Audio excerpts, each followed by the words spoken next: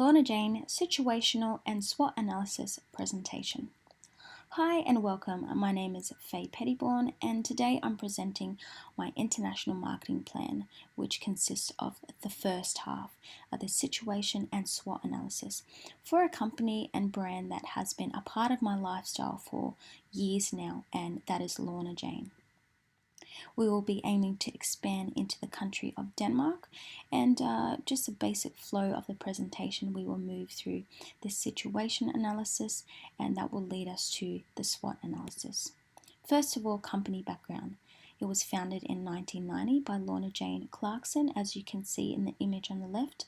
And according to Sherman, it's dubbed as the athleisure trend. So this is identified as fashion meets fitness.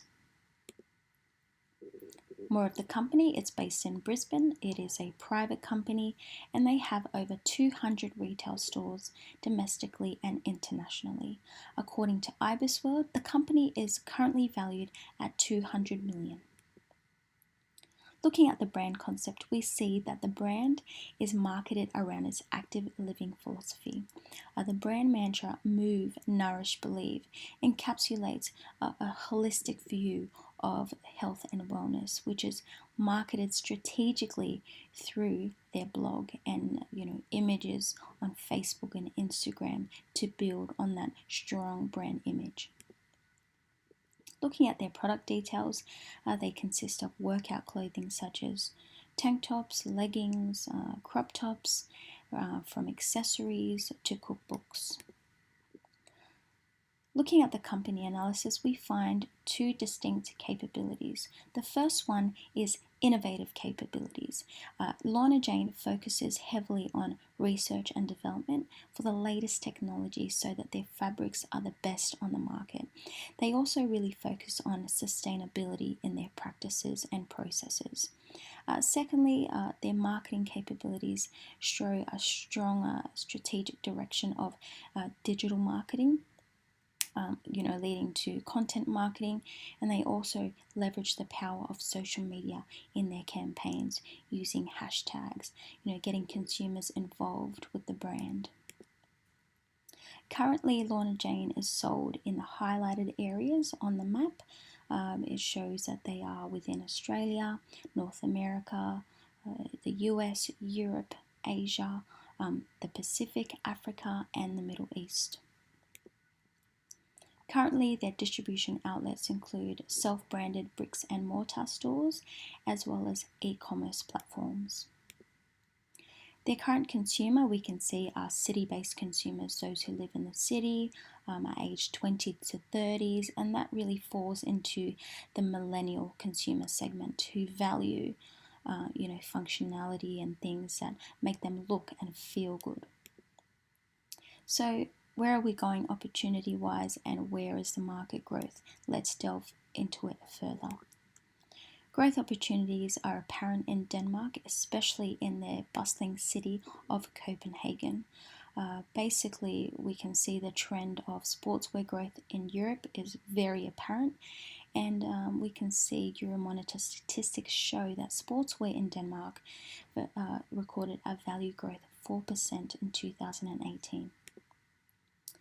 Looking at the city in more detail, it is the most populous city in Denmark. It is a tourism hub of the country, and it pretty much contributes 40% of the country's GDP with their population of 1.8 million. Let's look at the sports market analysis. So is it a big market? Yes, it is, and it's on the rise and growing. Consumers are opting for more healthy lifestyles. It can be seen that the global market for sports and fitness clothing will reach over US $230 billion by 2024. Market trends also show that this sportswear category continues to outperform the apparel and footwear in Denmark, again attributed to the wellness trend. There is a growing number of ethical Danish fashion brands on the rise, with internet retailing experiencing strong growth. More market trends show a growth in women's wear, especially for athleisure and niche sportswear. So what are the customers' needs? By looking at the market, we see that they expect fast fashion, that a brand and company has to have a digital presence, and the movement towards comfort in clothing. Let's now explore the macro environment using the pestle analysis. Politically, Denmark is a very stable country who is very democratic, open economy. They don't have a barrier policy, and they have a fixed exchange rate policy. Economically, we see a rise in employment, which results in higher income levels, and therefore, higher disposable incomes. The population trends show that by 2030, the population in Denmark will reach around 6.1 million. Technology, we can see that this has really changed the game in terms of distribution because, people are shopping online, as you can see on the graph. The internet and retailing is highly advanced in Denmark, which allows shoppers to, take advantage of online and shopping for foreign brands as well. On the environmental side, they're seen as the green society. They value sustainability, they are keen environmentalists, and this impacts on their lifestyles and buying behavior. Regulations for textile products and apparel entering European market show that they need to be labelled so that consumers know exactly what they are buying. Let's now look at the micro analysis. Looking at the competitors, we see that Adidas and Nike very much dominate that market, sportswear market. However, there's an increasing threat from large retailers such as H&M, which is aiming to continue to lead the women's wear segment in Denmark. A snapshot of the competitor analysis shows that all their direct competitors of Lorna Jane target both male and female, which is very different to Lorna Jane, obviously. Their pricing strategies are also quite different, contrasting with each other, and Nike also applies the same pricing strategy as Lorna Jane, as they utilize premium pricing.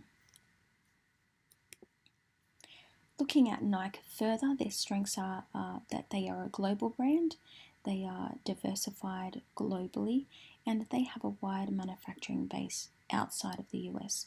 However, they do have quite a few weaknesses, one of them being lawsuits, which is damaging to their brand image, and they have a very heavy reliance on retailers to push their products. Looking further into Adidas, they are also a global operation who invest heavily into research and development, and this can be seen in their excellent distribution network. However, weaknesses, there's a limited product line, not as broad as Nike, and complaints about their customer service. H&M shows that they use competitive pricing. They utilize the fast fashion model, which is come to be expected by consumers, and they have a wide range of products in their brand portfolio. However, weaknesses show that they're seen as lower quality, they're seen as imitators, not creators, and they're dependent on third-party suppliers is also a weakness. Analysing Porter's 5 forces, it is clear that for Lorna Jane it's easy to set up business in Denmark. However, the end consumers are quite price sensitive, and to enter the market they need to differentiate themselves based on values and digital touch points. So what is their competitive advantage? Points of differentiation is that they are a niche sportswear catered specifically to the young female demographic. They are premium, high quality, so you're paying high prices for high quality, and it's not just a brand, but they market themselves as a lifestyle. According to Novak and Lyman 1998, brand positioning ultimately resides in the customer's perception of the brand.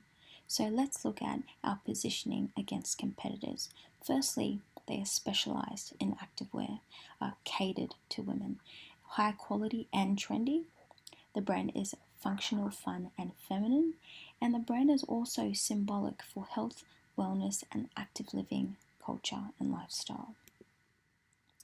Looking at the perceptual map, we see that the key insight there is it's quite an untapped market, a niche sportswear brand. So it's important to see that opportunity is available for Lorna Jane. Customer analysis, let's look at who we're going to target in specific. Let's look at demographic. The 18 to 35 years of age segment, middle to high income, middle class females that are highly educated.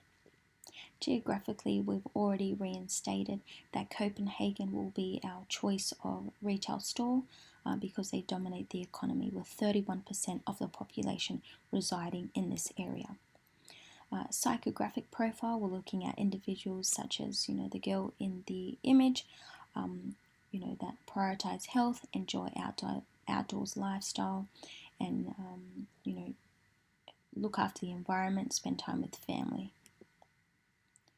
We are also targeting consumers that are highly influenced by social media and, say influencers, Danish influencers, and those who have low price sensitivity but a high on brand loyalty.